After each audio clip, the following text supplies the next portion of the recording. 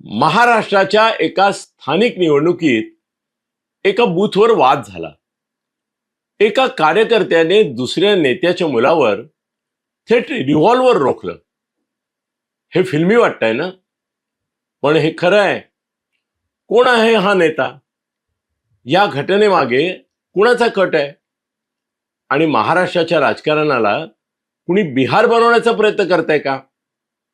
चला तर मग रायगड जिल्ह्यामधल्या या राजकीय राड्याची इन्स्टाईल स्टोरी सविस्तर जाणून घेऊया. या वादाच्या केंद्रस्थानी आहेत रायगड जिल्ह्यामधले दोन मोठे राजकीय नेते.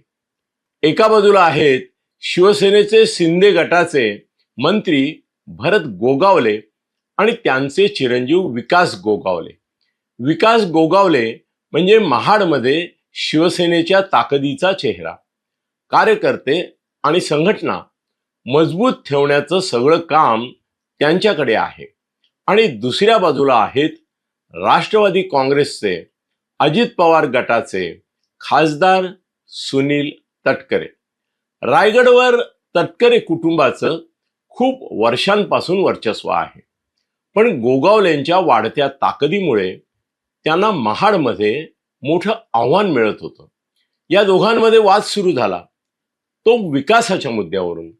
सुनील तटकरे यांनी जाहीरपणे गोगावलेंना प्रश्न विचारला, कुठे नेऊन ठेवलाय महाड?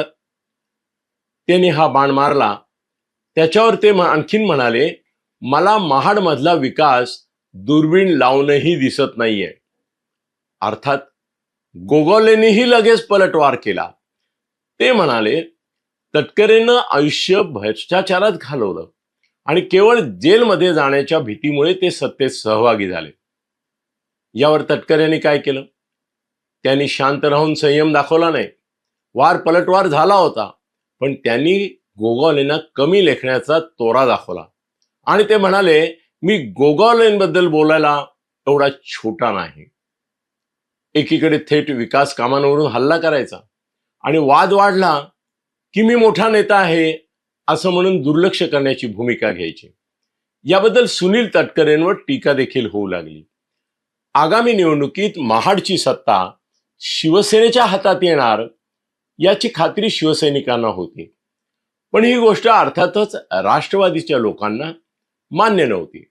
मग सुरू झाला विकास गोगावलेंची प्रतिमा डॅमेज करण्याचा कट, कारस्थान.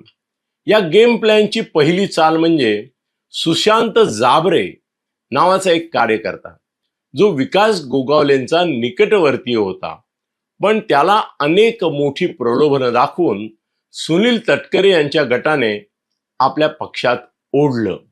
त्याला एकच टार्गेट दिलं, आगामी निवडणुकीपूर्वी भरत गोगावले आणि विकास गोगावले यांची राजकीय प्रतिमा कोणत्याही प्रकारे खराब करायची.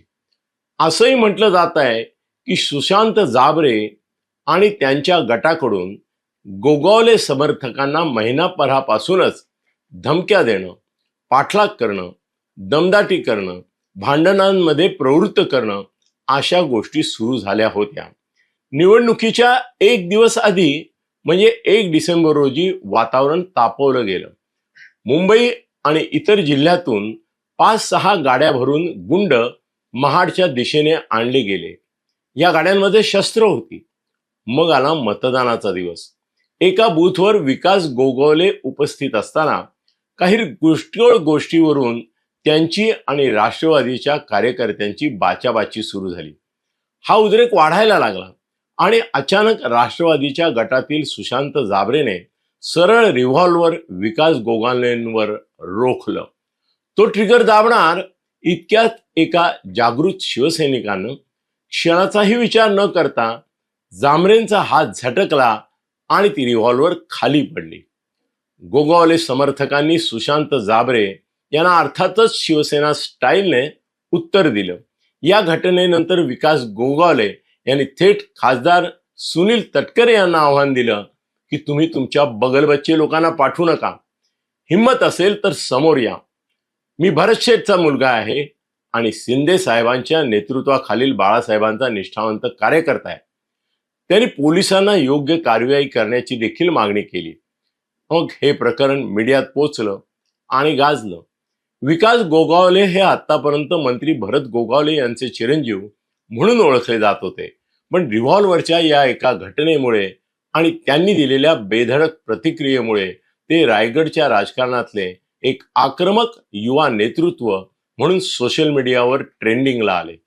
ज्या महाराष्ट्रानं देशाला महात्मा फुले, शाहू, आंबेडकर आणि शिवछत्रपतींचा वारसा दिला, तिथे एका लोकप्रतिनिधीच्या मुलावर असं रिसॉल्व्हर रोखणं ही लोकशाही धोक्यात आल्याचंच लक्षण आहे. राजकारणात विरोधक असतात, पण अशा प्रकारे हिंसाचार करणं हा लोकशाहीवरचा हल्ला आहे. माझ्या मते तुम्ही तुमचं मत यावर व्यक्त करायला हवं, या हिंसाचाराचा निषेध करायला हवं आणि तुमच्या कॉमेंट्स या ठिकाणी द्यायला हव्यात. धन्यवाद.